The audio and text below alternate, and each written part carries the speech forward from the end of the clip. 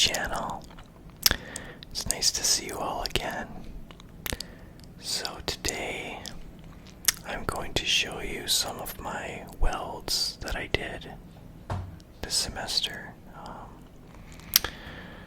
I just finished the first semester. Yesterday was the last day, so I have all my welding equipment home with me. I'm going to focus more on the TIG welding process.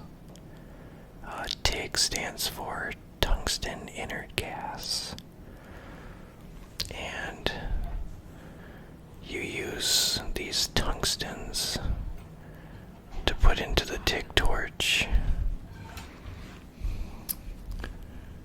and let's see if I can. So this is a 1/16 TIG tungsten, and it's color coded. It's not going into focus.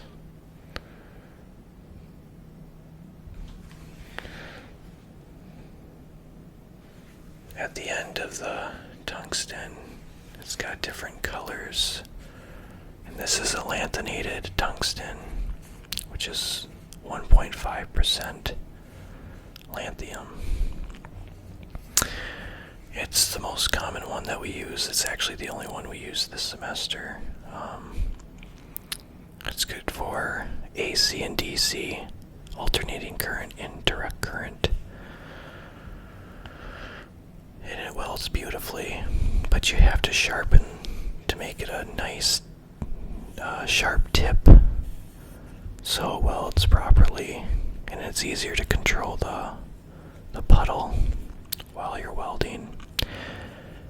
And you use a filler rod to add more filler to the metal.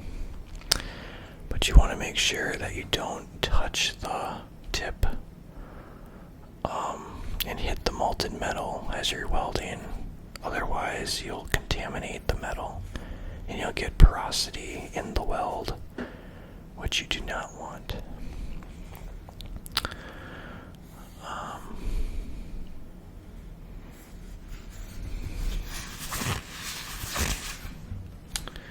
I actually found a couple different tungstens in the station that I was working in.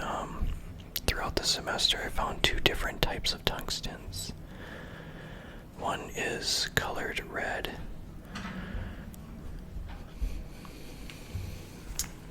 So this is a 3/32 tungsten, and it's colored red, which is thoriated. I believe it's 2% thorium.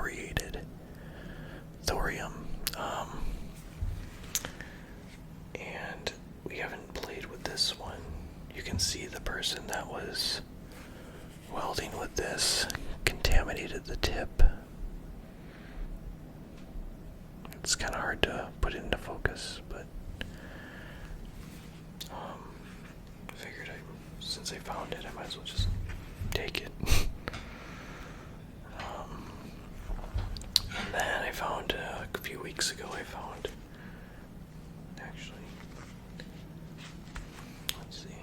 this is a 3/32 tungsten, lanthanated, that we use. Of course, depending on the thickness of the metal, if you're using like a 1/16 inch thickness, you want to use a 1/16 tungsten. If it's a little thicker, you want to go to 3/32. And they have it all the way up to 1/8. I don't know how many different sizes they have, but I know they have 1/8 ones as well. I'm trying to find, oh yeah. So this is very interesting. I found a purple colored tungsten, and this is like the new thoriated tungsten, because there's three different thoriated ones. There's a yellow colored one, a red, and I guess there's a blue, purple. So this is, I believe this is 1% thoriated. So,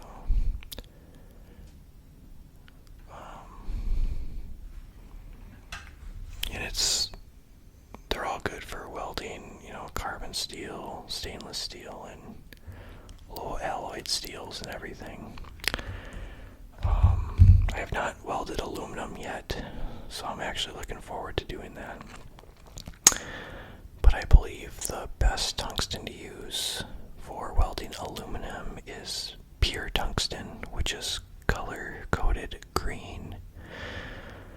And welding aluminum, you want to have the tip of the tungsten have like a bald shape, like a ball-shaped tip, and it has better cleaning action when you're welding aluminum. Aluminum is such a fine piece of metal that if you're not careful, it'll melt pretty fast. So, and you use that for alternating current only, I believe. So I actually have some welds that I have to show you. I have some stainless steel welds. Most of these are TIG welded. I have like 3 T-joints to show you, and you can see. Let's see if I can get this closer. Let's see if I can.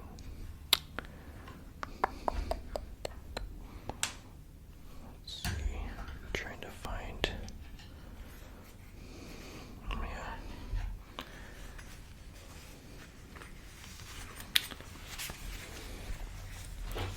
Now, for the most part, this is a good weld, but you can see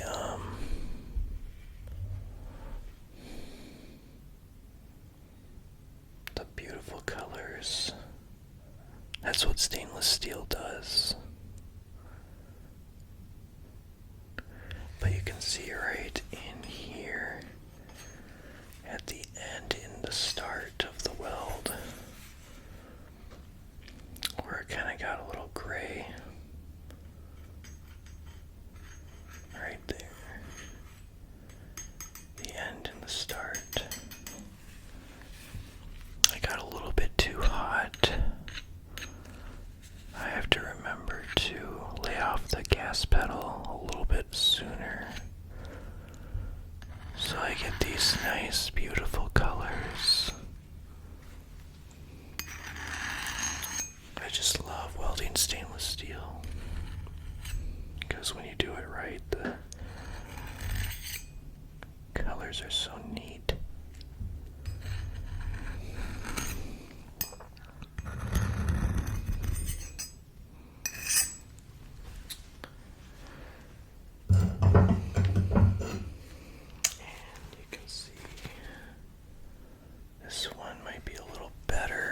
At the end, I got a little bit too hot.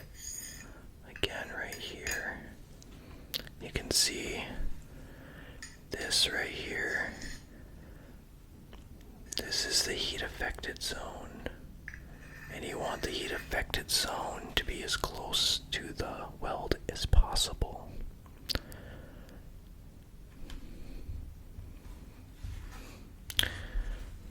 Yes. And this metal, I think this is like 3/32 of an inch, or could be 1/8 of an inch, I'm not sure exactly.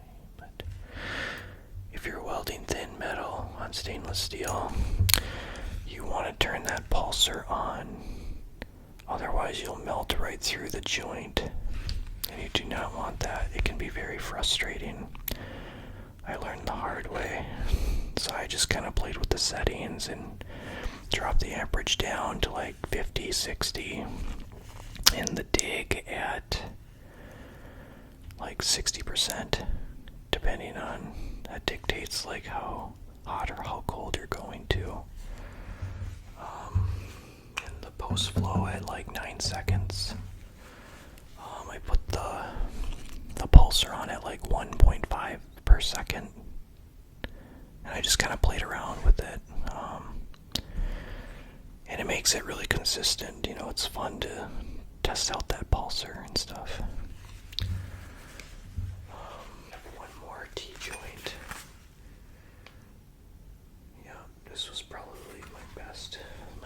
consistent one.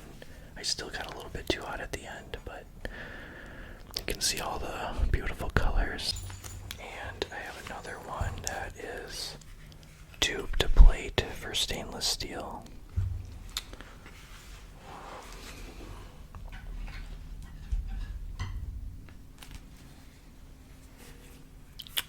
So you can see it's hard to get a close up, but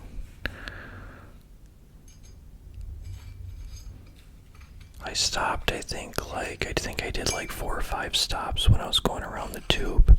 It's very difficult to do it all in one, all the way around in one, because you have the filler rod in one hand and the TIG torch in the other, and you just don't have the position to go around. But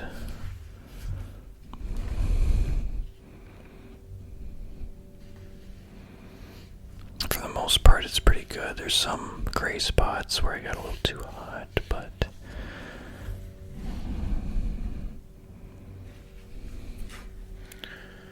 the heat affected zone is somewhat consistent.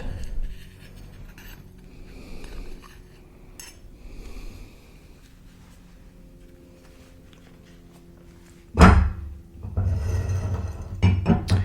for my last weld that I have to show you is MIG welded. I think I did this on the first go. I think I just got a little lucky.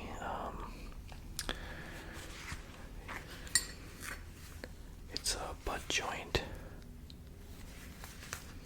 I MIG welded this. MIG is metal inert gas, where you use a wire, hot wire, to weld. So the purpose of this exercise, you can see the weld right here, the butt joint, and you can see it's 100% penetrated on the other side. That's what you want. You want 100% penetration. And I did it beautifully. Just kind of wish that this top part wasn't so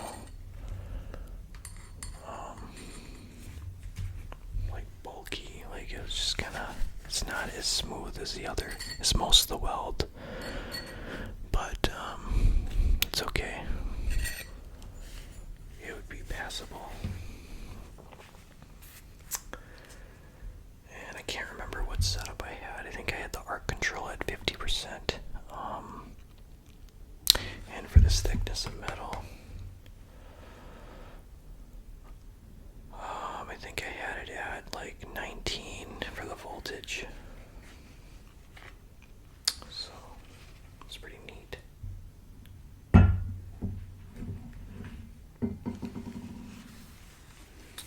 yeah, you can weld all kinds of things with TIG as well. And use argon gas, pure argon gas. That's the most common gas that you use for TIG. You can also use helium, carbon dioxide, or